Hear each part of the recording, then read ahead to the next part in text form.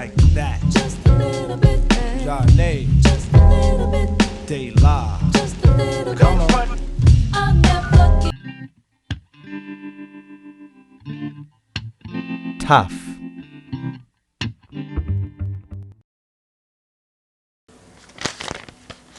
Hold it up. My report card. Straight A's. What were your classes and you got straight A's? I remember one night sitting around a campfire with a bunch of my very close friends, and we're having this discussion, which was, say one thing that's like one of the best feelings in the world. I said one of the best feelings in the world is getting straight A's on your report card, because it's just so satisfying. You just feel like you got out of it what you put into it, and I love that. I just want my mom to be really proud. Even though my mom tells this great story from when she graduated from law school, she graduated the first in her class, and it was they were made all these speeches about how great it was and how it's a new era for women, and she comes down, after the ceremony and greets her mom and her brother, and her mom turns to her and says, "You were the prettiest one up there."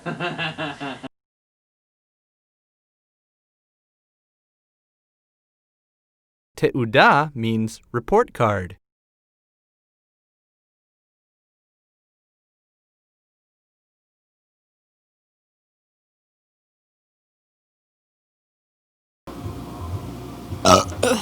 Excuse me. This also distinguishes. That was charming.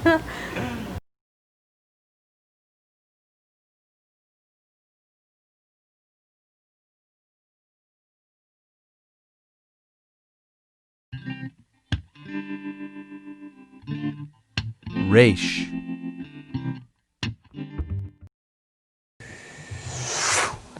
This is the late, great Rebbe of Lubavitch. He is the spiritual leader for the entire Lubavitch Hasidic movement. Lubavitch is actually a town in Russia, and the first rabbi who was a disciple of the Baal Shem Tov, who's the founder of the Jewish Hasidic spiritual movement, was a man named the Alter Rebbe, he's the seventh descendant of the Alter Rebbe. And this type of Hasidus basically rules the world now. I think that he's an amazing person, and I try to emulate in some small way his teachings, and also try to learn from him and use him as an example. So when I see him, I have an example of how to be a good Jew. Rich would like to fix. This is my wife, Rachel. Hi.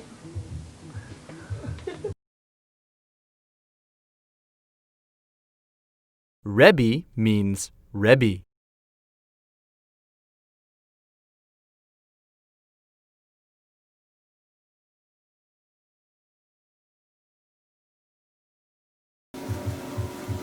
God damn it! Hi, how you doing? Really good to see you.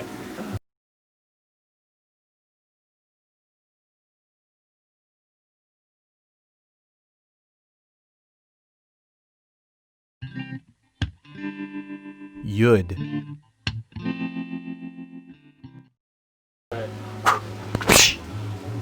Bat Ayin is a small settlement, or yishuv, in the West Bank, what the politically left say the occupied territories. I lived there for 3 years of my life, going to the wonderful yeshiva of Bat Ayin. Yeshiva is a Jewish religious school where you learn all kinds of Jewish religious subjects, such as learning Talmud, and you learn the Bible, the first 5 books, and also the prophets, and the writings, and the non-for-profits. So in Bat Ayin, it is a beautiful, beautiful, idyllic location. And there, really, you had 40 men locked in the yeshiva setting all day in the middle of nature, and frequently we'd actually go swimming together naked. There were some pretty crazy people. We didn't have a security fence. Everybody carried guns, including the yeshiva bachers, the students.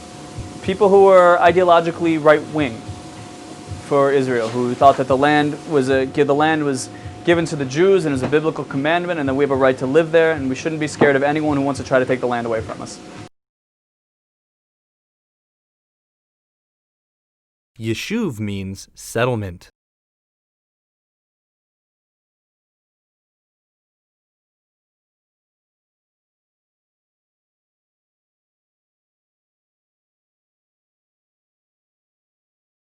So this is a shin for shmata.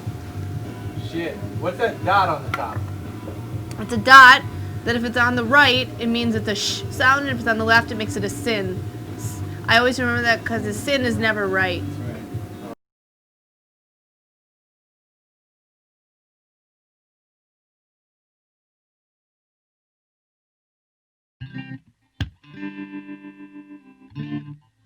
Chet. Or chaverim, which means friends in Hebrew. I just like this picture. I fancy myself as somewhat of a good amateur photographer, and I took this picture actually about 6 years ago over Passover, and these two guys now are practically best friends, and they play a lot of music together, and they have a band together, and they had just pretty much met a few months previous in this picture, and were just starting to play music together. It was just such an interesting time. It was an interesting week that we were all up there together. They're both married with children now. I think we were all sitting in the courtyard of Abraham Lowenthal's gallery. Abraham Lowenthal is a Kabbalistic artist who lives in Sfat, which is the sort of mystical city in the north of Israel. We were just sitting around, hanging out, doing nothing. People were sort of playing music a little bit. It was carefree. We were so young.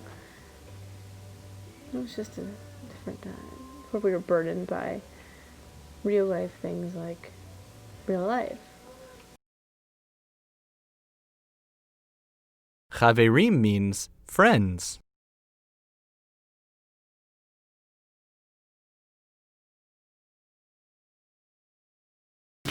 This is now going to be the time where my wife shakes her booty for the camera. Sweetie, shake. Hey, finish making dinner? Sweet beat. Now we're going to dance. These are the time on sprockets where we dance. Booty dance time.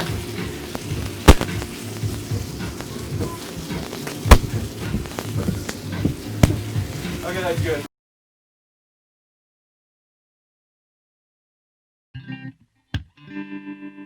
Kaf.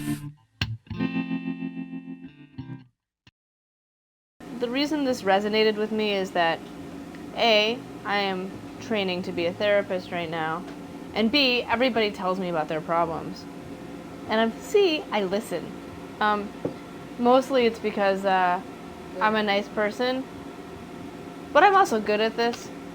So this is kind of a joke because it's actually not true. I am usually interested in listening to people's trivial or uninteresting problems because they make me feel like I'm less screwed up. I think it just sort of resonates as a therapist, that feeling of sometimes being like, can you just shut up?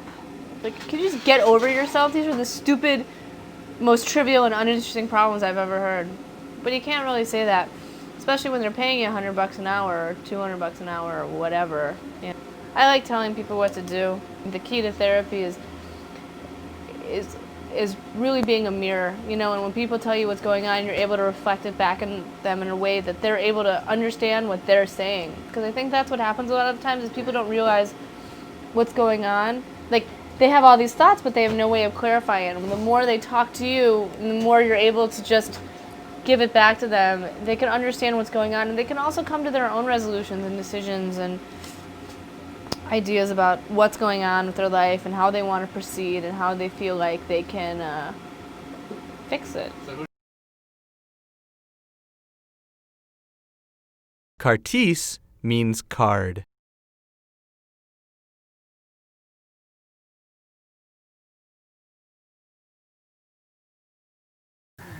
Test. Good.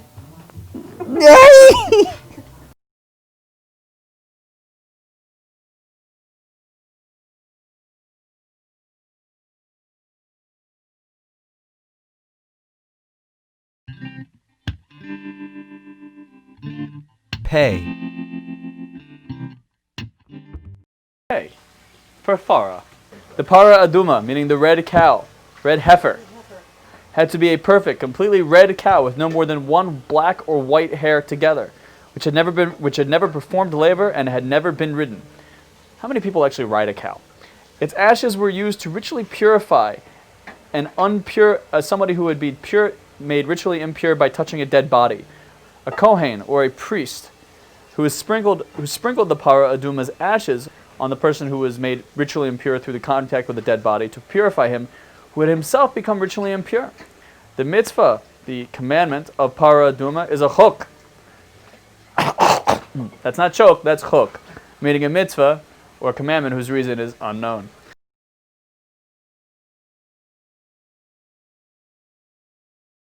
Para means cow.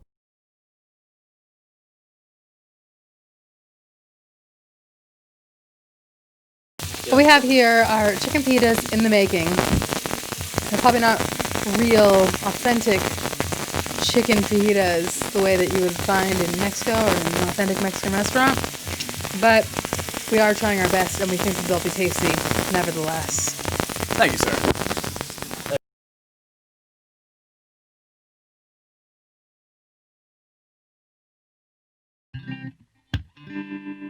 Mem.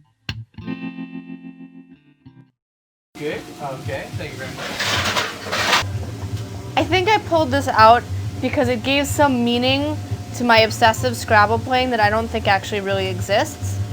I like to play Scrabble. It challenges me. It's fun. It's relaxing. I can beat almost everybody. I like that. But I like this quote a lot, and I think it's really cool that some guy spent 2 years researching Scrabble and wrote a book about it.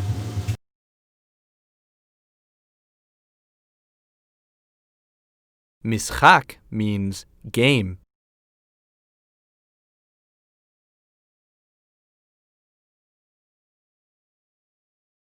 Okay, so life is like a Scrabble bag. You dip your hand in and you never know what you will pull out. One day it will be beautiful and one day it will be junk. Scrabble teaches you how to deal with adversity, how to deal with the junk. I love Scrabble.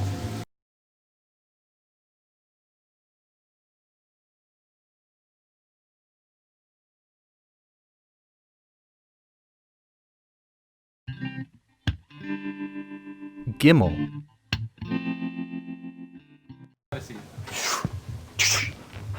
So this is my backyard. This is what my backyard looked like before I got to it and ripped up all the ivy and tore the ivy down off the tree and took up all the wooden planks and put down marble. Well, I guess there's squirrels and there's slugs and snails and my compost bin. Mostly it just rots things. So I just sort of slapped it together. It's pretty ghetto. Because I believe in being an environmentally sound and efficient individual. So one of the ways to reduce garbage by up to 50 to 75% is to take green leafy vegetables and other plant material and allowing nature to do what it does best, which is to rot it. And then the compost that is the result of it is actually nutrient-rich earth material called humus that you can put back onto plants. And it reduces the need for chemical fertilizers because it adds many important micronutrients to your plants. And it also is good for soil condition. You can mix it into your soil and it makes your soil really happy. Gan means garden.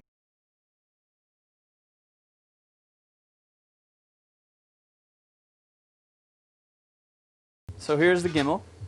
Yeah, like that, so you're not covering any of the letters. You come in from there for a second. What you are witnessing is the primal part of creation in which God made the entire world out of the Hebrew letters. I too am doing the exact same thing. Behind me you will see sudden flora and fauna being created. Very good. See? Evidenced is now.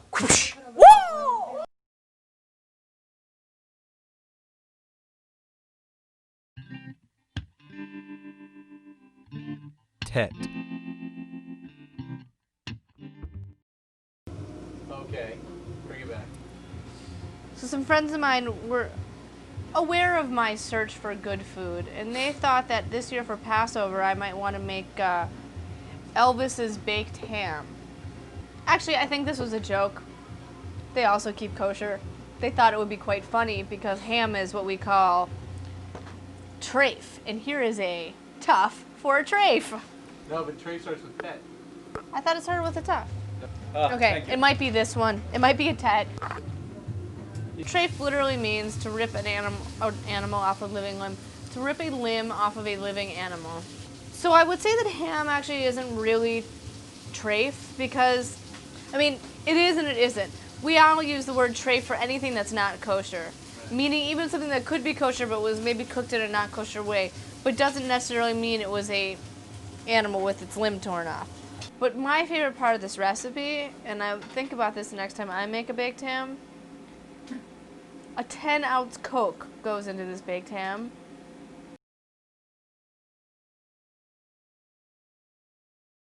Treif means not kosher.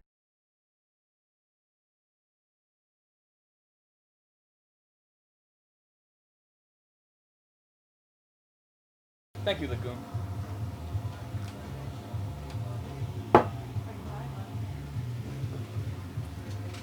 Thank you. Ah, Okay, thank you. it might be this one. It might be a Ted. Keep holding.